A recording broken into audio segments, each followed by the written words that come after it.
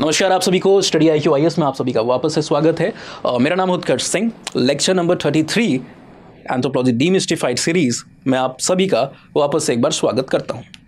आज के लेक्चर में हम बात करने वाले हैं लॉज ऑफ मैरिज। लेक्चर 32 में हो चुकी थी बात, है ना। एक बार देखिएगा, टैली में भूल जाता हूँ तो टैली में गड़बड़ हो तो उसको आप संभाल लिया कीजिए।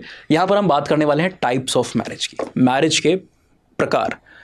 मैरिज एंथ्रोपोलॉजी ऑप्शनल के सिलेबस में पेपर 1 में यूनिट 2.3 है, ठीक है। लेक्चर 30 के आसपास, आई थिंक 31 के आसपास से हमने मैरिज वाली यूनिट को शुरू किया हुआ है, जहाँ पर हमने what is marriage, universality of marriage और लेक्चर 32 में लॉज ऑफ मैरिज को हमने पढ़ लिया हुआ है। आज के लेक्चर में हम टाइप्स ऑफ मैरिज की बात करने वाले हैं। सबसे पहले मैरिज की जो डेफिनेशन है, आई होप आपके दिमाग में क्लियर होगी। 31st लेक्चर में हमने बात की थी। मैरिज क्या है? मैरिज एक इंस्टीट्यूशन है। मैरिज इज एन इंस्टीट्यूशन, या फिर इसको आप डिफाइन कर सकते हो as a union between a male and a female such that the child born to the couple और these individuals is considered the legal और the legitimate offspring of the couple. यानी कि मैरिज एक ऐसा union है जिसके तहत दो इंडिविजुअल्स, खासकर मुख्यतः मेल और फीमेल, आपस में साथ में आ रहे हैं, ठीक है। मैरिज कर रहे हैं एक किसी रिचुअल के थ्रू, किसी भी प्रकार के लॉ के थ्रू, या किसी भी सोशली एक्सेप्टेड और रिकॉग्नाइज्ड प्रैक्टिस के अंतर्गत में। और इस मैरिज की जो परिभाषा की हम बात कर रहे हैं, इसके अंतर्गत में जो संतान यहाँ पर आएगी, जो चाइल्ड है, जो ऑफस्प्रिंग है, उसको लेजिटिमेट ऑफस्प्रिंग या हेयर माना जाएगा, है ना, जायज़ करार किया जाएगा सोसाइटी के द्वारा। तो ये आपका मैरिज है। अब मैरिज के अलग अलग प्रकार होते हैं और नेचर के बेसिस पे आप प्रकार को यहाँ पर बदलते रहोगे। वी कैन डिफरेंशिएट और we can divide the types of marriage on the basis of its nature. For example, अगर आप रिकॉग्निशन की बात करते हो तो मैरिज लीगल लॉज के थ्रू भी रिकॉग्नाइज हो सकती है, सोशल लॉ के तौर पे भी हो सकती है, तो उसके बेसिस पे आप डिवाइड कर सकते हो। अगर आप उसके सैंक्टिटी की बात करते हो तो मैरिज कॉन्ट्रैक्चुअल भी हो सकती है और मैरिज सैक्रामेंटल भी हो सकती है, ठीक है। अपार्ट फ्रॉम दीज, जब हम जनरल टाइप्स की बात करते हैं, किसका हम क्लासिफिकेशन ही कर दें, तो मैरिज को डिवाइड किया जा सकता है अलग अलग हिस्सों में। वही हिस्से हमें आज यहाँ पर पढ़ने हैं, ठीक है। वही हिस्से हम यहाँ पर आज के लेक्चर में पढ़ेंगे। सबसे जो पहला आपका टाइप होता है मैरिज का, वो क्या है? मोनोगैमी कहलाता है। वो क्या कहलाएगा? मोनोगैमी कहलाएगा। दूसरा जो आपका टाइप है, ये पॉलीगैमी कहलाएगा। अब नाम में ही इसका अर्थ छुपा हुआ है। जब आप मोनो की बात करते हो तो मोनो का क्या मतलब होता है? सिंगल या फिर वन, सिंगल या फिर वन। जब गैमी का आप बात कर रहे हो तो गैमी या तो यूनियन और या तो मैरिज के लिए बेसिकली ये टर्म को यूज किया जाता है। तो यहां पर क्या है? Single marriage. और मैरिज सिंगल से मतलब क्या है? जो आपका पार्टनर होगा वो यहां पर एक ही है, कोई एक ही है। दूसरे तरफ आप जब यहां पर पॉली की बात कर रहे हो तो पॉली शब्द का अर्थ क्या होता है? मैनी। गैमी हमने एक बार आपको बताया हुआ है, तो मैनी मैरिज या मैरी यूनियन आप कह सकते हो। Again in that case also यहां पर मैनी का मतलब क्या है? मैनी सम, किसको मैनी कह रहे हैं? पार्टनर्स को, नंबर ऑफ इंडिविजुअल। तो इंसान का एक पार्टनर है लाइफ में मैरिज के थ्रू, या मल्टीपल पार्टनर्स, उसके बेस पे आप मोनोगैमी या पॉलीगैमी की सिचुएशन को यहाँ पर आइडेंटिफाई करते हो। अब यहीं पे बात खत्म नहीं होती, तो सिंपल चीज़ हो गई। मोनोगैमी पॉलीगैमी को भी अलग अलग केसेस में, पैटर्न्स में आप डिवाइड करके देख सकते हो। For example, monogamy can be differentiated into 2 different groups, ठीक है। एक मोनोगैमी का टाइप है जिसको आप कहते हो सीरियल मोनोगैमी। ये सीरियल वो एकता कपूर वाले जो है ना, वो नहीं है यहाँ पर। और दूसरा जो है ये, वो है कहलाता है आपका नॉन सीरियल, ठीक है।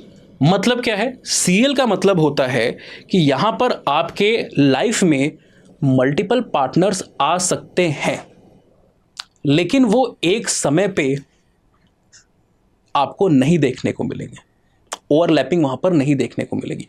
तो आप कहोगे जब एक से ज्यादा है तो उसको हम मल्टीपल क्यों नहीं कह रहे, है ना। यही खासियत है सीरियल टाइप ऑफ मोनोगैमी की। यहां पर एक पार्टनर आपका लाइफ के एक स्टेज पे एक समय में मौजूद है। अब उसकी अगर फॉर एग्जांपल डेथ हो गई, या आपका सेपरेशन हो गया, डाइवोर्स हो गया, और आप दूसरी शादी करते हो, तो टिल द टाइम अगर आपने एक ही समय पे दो लोगों को नहीं रखा हुआ था साथ में, चाहे तो प्रत्यक्ष रूप से, चाहे अप्रत्यक्ष से, चाहे बता के या बिना बताए, अगर साथ में दोनों नहीं थे एक ही समय पर, है ना, तो उस केस में आप इसको सीरियल मोनोगैमी ही कहोगे और पॉलीगैमी के अंदर में नहीं डालोगे, पॉलीगैमी के अंदर में नहीं डालोगे। और इसका बेस्ट एग्जाम्पल कौन आपको देखने को मिलता है? जो फेमस एग्जाम्पल है, आप आमिर खान साहब की बात कर सकते हो। आमिर खान साहब की जो मैरिज है वो काफ़ी अर्ली टाइम में हो चुकी थी, बहुत ही शुरुआती दशक में हो चुकी थी, ठीक है। अब आमिर खान साहब ने जब उनकी पहली मैरिज वहाँ पर डिसॉल्व हुई, सेपरेशन हुआ, उसके बाद किरण जी के साथ वहाँ पर मैरिज की। तो जब तक पहली वाइफ थी वहाँ पर किरण जी नहीं थी, और जब किरण जी थी तो पहली वाइफ नहीं थी, तो दोनों अलग अलग समय पे आए लाइफ में। तो यहाँ पर क्या है, लाइफ में एक पर्टिकुलर टाइम पीरियड में एक पार्टनर है, इसलिए इसको हम सीरियल टाइप ऑफ मोनोगैमी कहेंगे। तो number of individual is more than one, but at a particular time in life वहाँ पर एक ही पार्टनर है। सिमिलरली जब आप नॉन सीरियल की बात करोगे तो नॉन सीरियल मोनोगैमी के अंदर में शाहरुख खान का आप एग्जांपल ले सकते हो, लेकिन शाहरुख खान साहब माशाल्लाह जिनके साथ पहले थे अभी भी उन्हीं के साथ, कोई सेपरेशन किसी प्रकार का नहीं हुआ है। तो यहाँ पर आप ऋतिक रोशन साहब का एग्जांपल ले सकते हो। ऋतिक रोशन साहब जो है, इन प्रेजेंट हम बात करें, we never know about the future, he was married to a person and then they got separated. और इस केस में टिल नाउ ऋतिक रोशन साहब की दूसरी कोई भी मैरिज अभी तक नहीं हुई है, जो कि हमें पता हो, है ना, जो सोसाइटी को पता हो। तो ये क्या है, ये नॉन सीरियल मोनोगैमी का केस आता है, यानी कि एक इंसान का पूरी लाइफ टाइम में एक ही पार्टनर रहेगा। अब वो चाहे तो पार्टनर लाइफ लॉन्ग रहे, कुछ उसे हो ना, गॉड विलिंग, तो भी आपका वो केस है। लेकिन अगर किसी वजह से वो पार्टनर नहीं रहता है, कुछ हो जाता है उसे, या फिर सेपरेशन हो जाता है, उसके बावजूद भी the person is still single, is not marrying anybody else, तो इसको आप नॉन सीरियल की कैटेगरी में डालोगे। नेक्स्ट जो आपका केस होता है ये पॉलीगैमी का है। पॉलीगैमी को आप दो भागों में बांट सकते हो। एक आपका होता है पॉलीगाइनी और दूसरा आपका है पॉलीएंड्री, ठीक है ना। पॉलीएंड्री, पॉलीगाइनी का मतलब क्या है, यहां पर एक मेल एंड मैनी फीमेल देखने को मिलती है, और पॉलीएंड्री में इसका उल्टा है, एक फीमेल और मैनी मेल आपको देखने को मिलते हैं, है ना। यानी पॉलीएंड्री में वाइफ एक है और उसके हस्बैंड कई सारे हैं, पॉलीगाइनी में हस्बैंड एक है और उसकी वाइफ कई सारी आपको देखने को मिलती है। एग्जाम्पल बड़े आसान है, रामायण में से अगर आप महाराजा दशरथ जी की बात अगर लोगे, एग्जाम्पल को लोगे, तो क्या है, पॉलीगाइनी का केस है। कृष्ण जी की बात अगर आप लोगे महाभारत में से, तो क्या है, पॉलीगाइनी का केस है ना। अलग अलग स्क्रिप्चर्स में अलग अलग जगहों पे 16,008, कहीं पे 16,108 का डाटा दिया हुआ है, जिसमें से 8 तो उनकी मुख्य भार्याएं थी जिनके नाम अक्रॉस वेरियस स्क्रिप्चर्स आते हैं, और 16,000 उन्होंने डिफेंड किया था, बचाया हुआ था नरकासुर नाम का जो डीमन था। तो इन एनी केस जो उनके नंबर ऑफ वाइफ्स है वो मोर देन वन आपको देखने को मिलेगी। सिमिलरली आप अगर अर्जुन की बात करोगे तो वहाँ पर भी मल्टीपल वाइफ्स हैं, द्रौपदी भी हैं, सुभद्रा भी हैं, और भी कई सारी वाइफ आपको देखने को मिल रही है। उलूपी के बारे में आपने सुना होगा, है ना।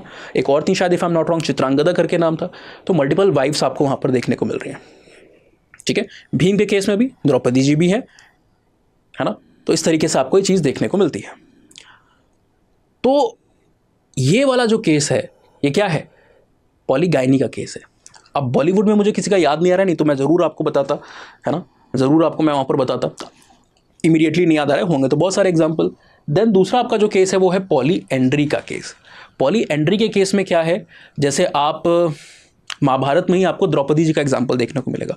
ऑल्दो वो कोई प्रैक्टिस या सोशल नॉर्म नहीं था, है ना, it was due to some situation जो कि वहाँ पर हुआ, एक सिचुएशन थी, बाकी आपको कोई इंसिडेंस वैसा नहीं देखने को मिल रहा है दूसरी जगहों पर महाभारत के उस सेक्शन में, लेकिन वो हुआ। तो उस तरीके की जो मैरिज अगर होती हैं तो उसको हम पॉलीएंड्री कहते हैं। तो सवाल उठता है कि क्या सिर्फ वही महाभारत में थी या कहीं और भी देखने को मिलती है?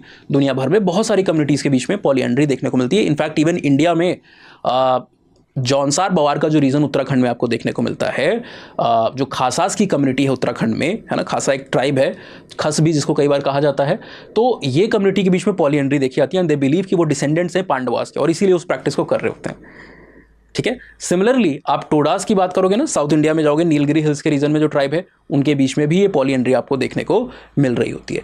कई बार एक तीसरा कैटेगरी को भी रखा जाता है जहां पर हम ग्रुप मैरिज को या पॉलीजेनेंडरी के केस को देखते हैं, बट वो अगर मैं आपको यहाँ पर डीमिस्टिफाइड सीरीज में समझाऊंगा तो थोड़ा सा आपको दिक्कत होगा, बिकॉज उसको समझाने के लिए हमें अलग से 5 मिनट का समय लगता है। एंड बाय द टाइम जब मैं ये लाइन बोल रहा हूँ तो हमें ऑलरेडी 10 मिनट हो चुके हैं, जो कि हमारी मैक्सिमम लिमिट है इस डिस्कशन की। सो आई होप आपको टाइप्स ऑफ मैरिज सही से समझ में आ गया होगा। कोई भी कंफ्यूजन है तो आप मुझे लिख सकते हो। अच्छा हाँ, जल्दी से आधे मिनट में आपको एक चीज़ और बता देता हूँ, पॉलीगाइनी को भी आप 2 कैटेगरी में डिवाइड कर सकते हो, ठीक है ना।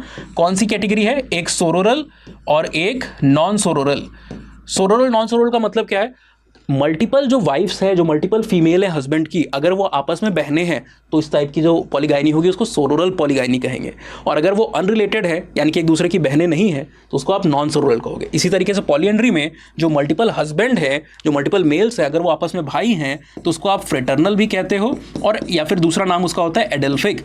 और अगर वो भाई नहीं है तो उसको आप नॉन फ्रेटर्नल या फिर नॉन एडेल्फिक भी कहोगे। So I hope this topic is clear and it's crystal clear in your mind. अगर आप पहले से स्टडी आईक्यू किसी भी कोर्स में एनरोल्ड हो तो आपको एक्स्ट्रा डिस्काउंट मिल सकता है न्यू कोर्सेज में एनरोलमेंट के समय। उसके लिए आपको एक अलग से कोड मुझसे लेना पड़ेगा, जिसके लिए आप अपना रजिस्टर्ड मोबाइल नंबर और अपना पूरा नाम मुझे इन आईडीज़ पे भेज दीजिएगा। अच्छा होगा आप इंस्टा पे भेज दीजिए अपनी आईडी से, पेरेंट या सिबलिंग फ्रेंड किसी की आईडी से भी।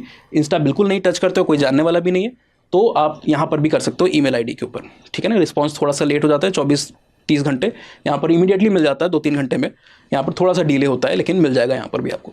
नए बच्चे हैं जो किसी भी कोर्स में नहीं है, वो सिर्फ यूएस लाइव का कोड लगाएंगे। अगर आपको पीवाईक्यू वगैरह पहले देखना है, एंथ्रोपोलॉजी ऑप्शनल का क्या है, मटेरियल को एक्सेस करना है, 10 साल का पूरा मैटर जो पीवाईक्यू का है वो एक्सेस करना है, तो reach out on this Telegram ID, anthropology decoded by Utkarsh Singh.